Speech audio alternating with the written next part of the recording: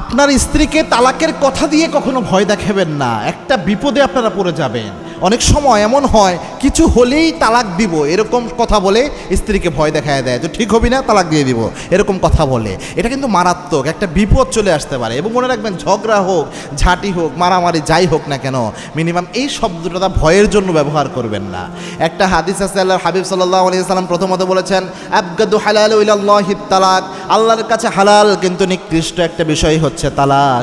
আবার আল্লাহর হাবিব এটা বলেছেন যে ইবলিস শয়তান সমুদ্রের উপর তারাশনকে সমাসীন করে, বুখারীর হাদিস, সমাসীন করে ইবলিস শয়তান খোঁজ নিতে থাকে, আজকে কে কোন অপরাধ করেছো।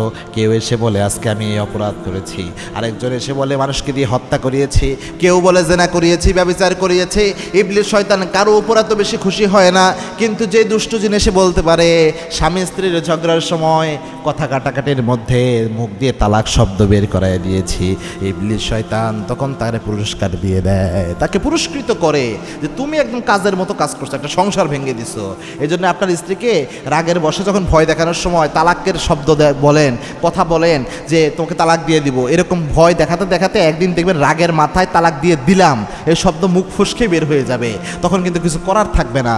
এবং কি যেই ঘরে যেই পরিবারে যে স্বামী এই অভ্যাস আছে তালাকের কথা প্রায়ই বলে, ওই পরিবারটাকে টার্গেট করে ফেলে দুষ্টজিন। কেননা এখানে একটা সুযোগ আছে পুরস্কার নেওয়ার, সবচেয়ে বড় পুরস্কারটা পাওয়ার ইবলিসের কাছে। এই জন্য এখানে বসে থাকে যে কখন মনের মধ্যে ওয়াসওয়াসা দিয়ে তালাক ঘটায় দেওয়া যায়।